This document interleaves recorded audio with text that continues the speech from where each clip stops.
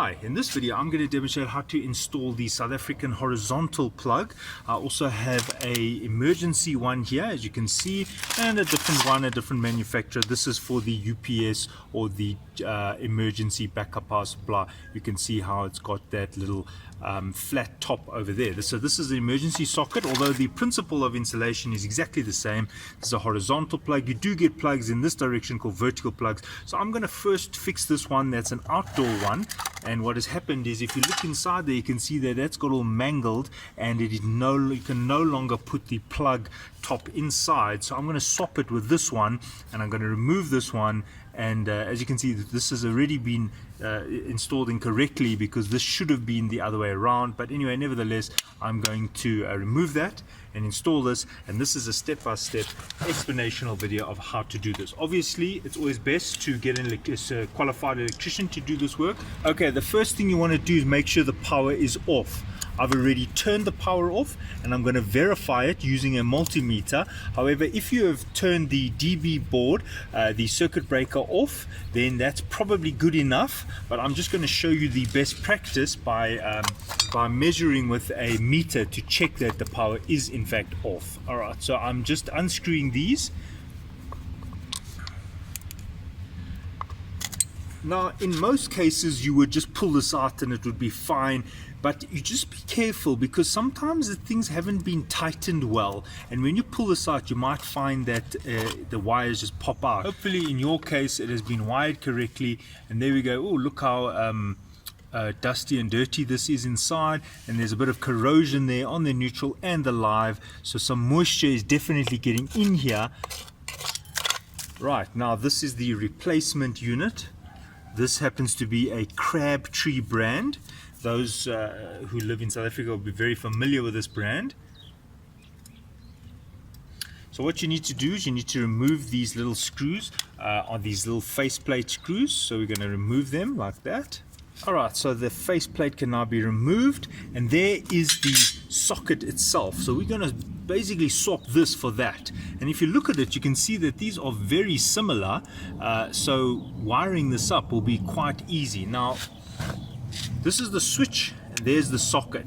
They've already wired the live in there, so what we need to do is just wire the live to here, the neutral there, and the earth there. And that is it. So I'm just loosening the earth right now, and I'm going to loosen the other sockets and the other screws now, so that it's easier to work with. Now, some sockets use a star and some use a flat. This happens to be the Crabtree, and they are using the flat. So that is why I'm using a flat screwdriver. But if you look over here, you will see this happens to be the CBI brand, and you will see that this happens to be star connections. So I'm going to loosen the neutral.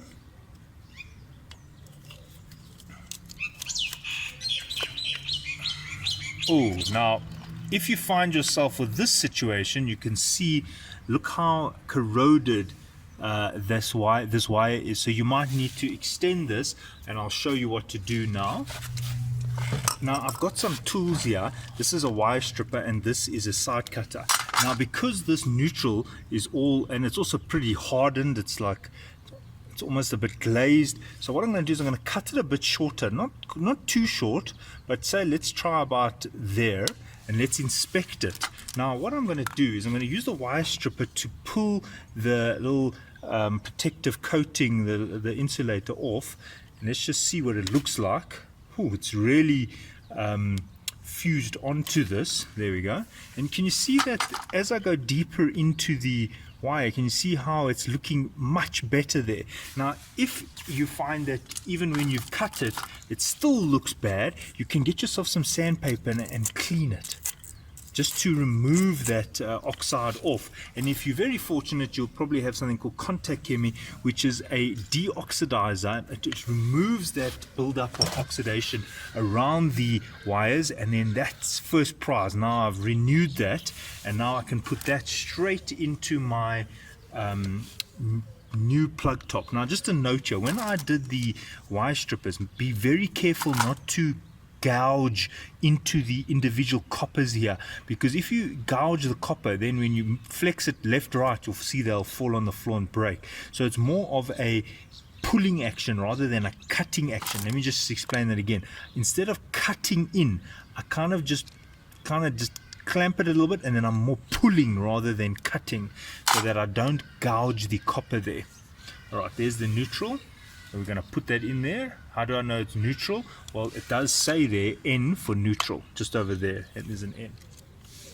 Now, very important, as you can see, it's seated to the end here, but many people cut this too short and they end up just fastening the screw onto the jacket rather than the copper conductor.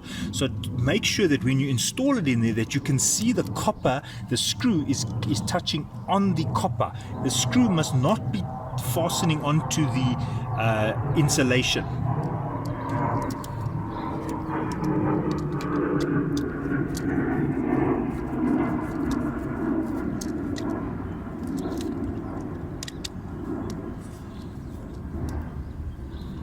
Alright, and you can make this fairly tight. Don't over tighten this, because the screw starts to wear into the copper of the conductor. So you just want to make it tight and then a little bit more tight, then let it seat for a while. You can always go back and retighten it. Okay, now the live is this one here.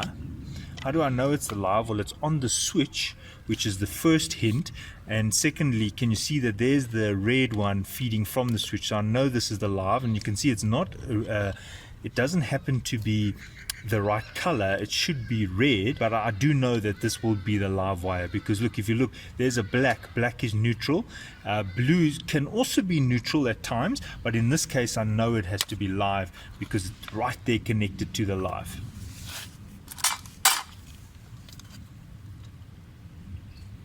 Okay, again, I'm going to pull it away from me. You see, I'm not cutting into the copper, just the jacket, and then I'm pulling away. There we go. Now you could have just taken this little cover off like that.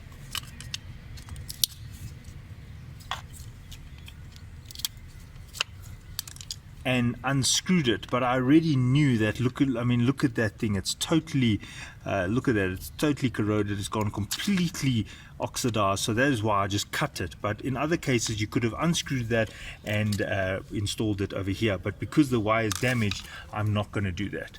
Right, so now I'm going to twist those, and that goes right into here.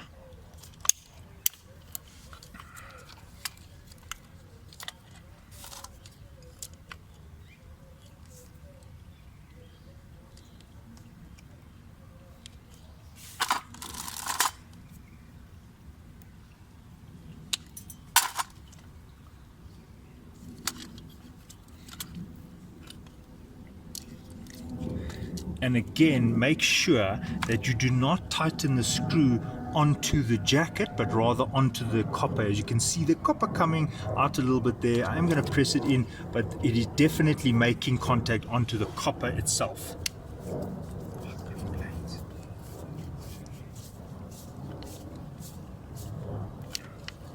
Right, last one is the earth. Now there's the earth, totally rusted. You can see it's totally rusted. Again, there's no point opening that. I'm just going to cut the earth right here. And just to show you, I mean, look at this thing. It's totally mangled, and that is why you could not get a plug top in here.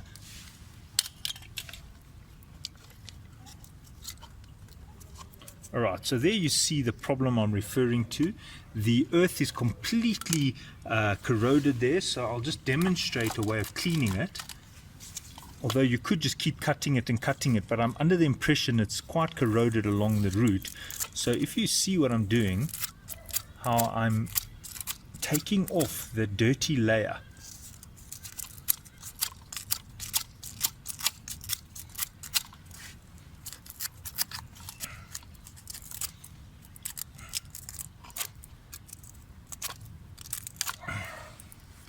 And can you see how the copper is starting to shine once again?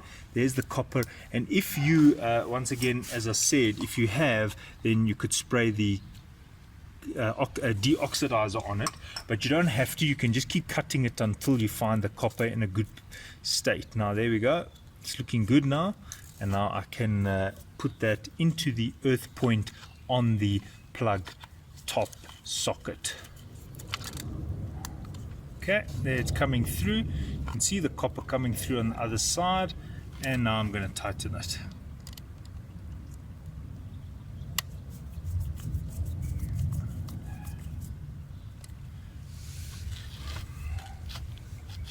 Right, now I've installed the earth, live, neutral. Now all you need to do is tighten them one more time. Tight, yes. Check that the other one is also tight, that came from the factory, or that could have been tightened a bit more. But as I said, it does seat, and that is why it seems like it's loose. It beds into the copper. And then there's the earth. I'm just going to tighten that one a bit more. Okay, and then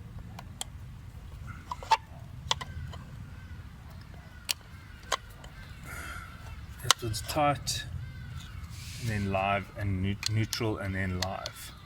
Yes, and then so even though it came from the manufacturer wired, it's good practice to just check that it's tight enough. And as you can see, I was able to tighten it a little bit, but don't over tighten it.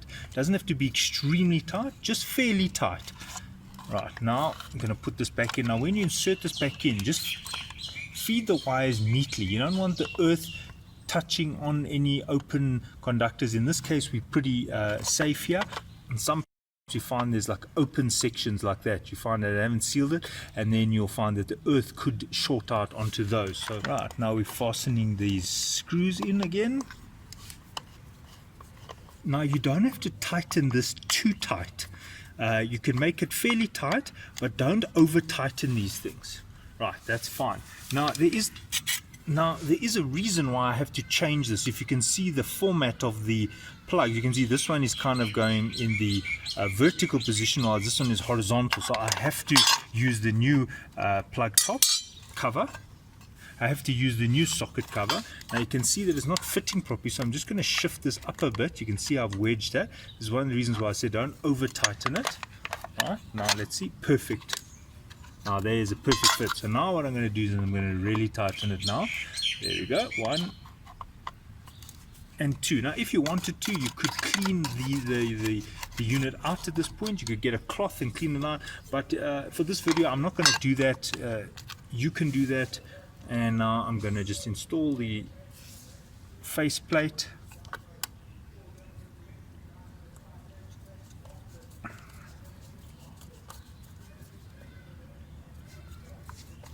Again, you don't have to go crazy trying to tighten this. What I find is when people over tighten this, they end up just scratching the faceplate. You see, careful, because the screwdriver could just pop off and then you end up gouging into the faceplate. So just guide it and then stop, and that's fine. There is your new socket, plug socket, and it's ready to be used. Now I'm going to go and install one inside our house. I'm going to install one of these UPS type emergency plug sockets. Okay, so in this part of the video, I'm going to show you how to change a plug socket. Now, there's nothing wrong with this, so I'm going to just swap it for this one. This happens to be an emergency backup power supply socket. I've got a UPS going to be feeding this. So as you can see, the red is usually for the emergency. So there's nothing wrong with this. I'm just going to swap it, and this is what I'm going to demonstrate now. How to put this here, which is the same as how to install a plug socket. Alright, so you want to open the faceplate screws. There we go.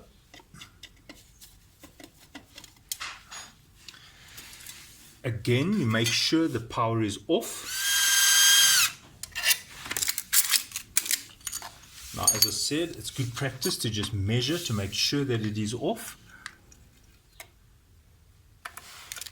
Hey, this is still on.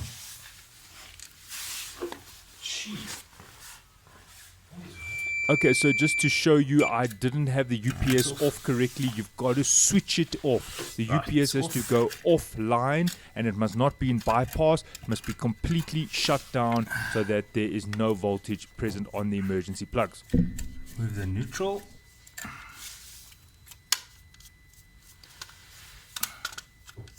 And the faceplate screws.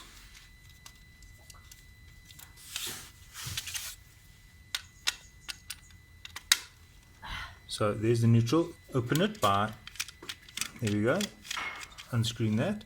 Now I'm putting that in there now.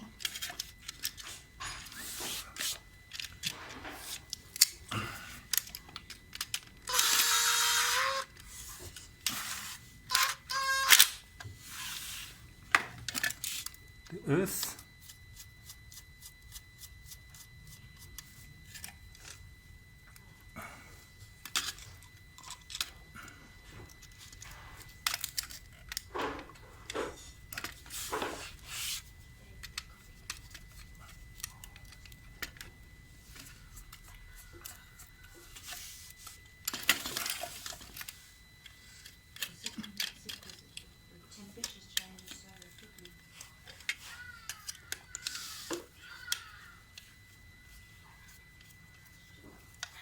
Now you'll see that the unit that I bought did not come with these very long screws. Now this is in-wall plug socket, so you'll need these extra long screws because there's the back plate where we're going to screw this middle plate into. So that is why these long screws are here. Right, it might require you to clean up a bit in there, as I've done. Now I'm going to thread the first one through, and I can just see it lining up to the hole there on the panel at the back.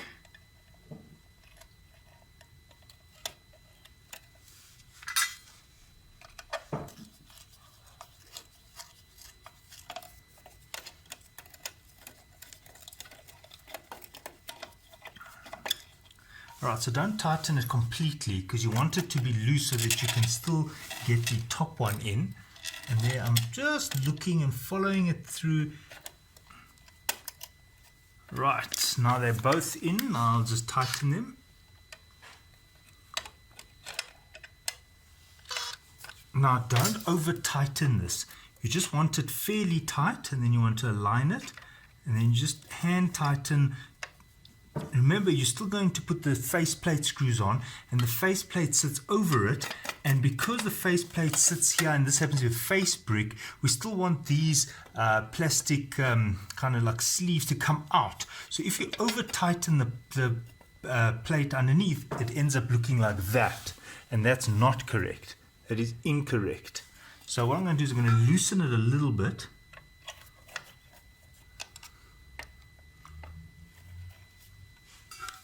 So that when I put the faceplate on, the faceplate will act as the tightening piece. And there is room here to maneuver it a bit.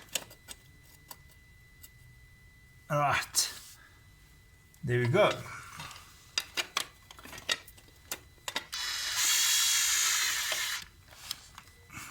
And you can see that it's almost self-tightening.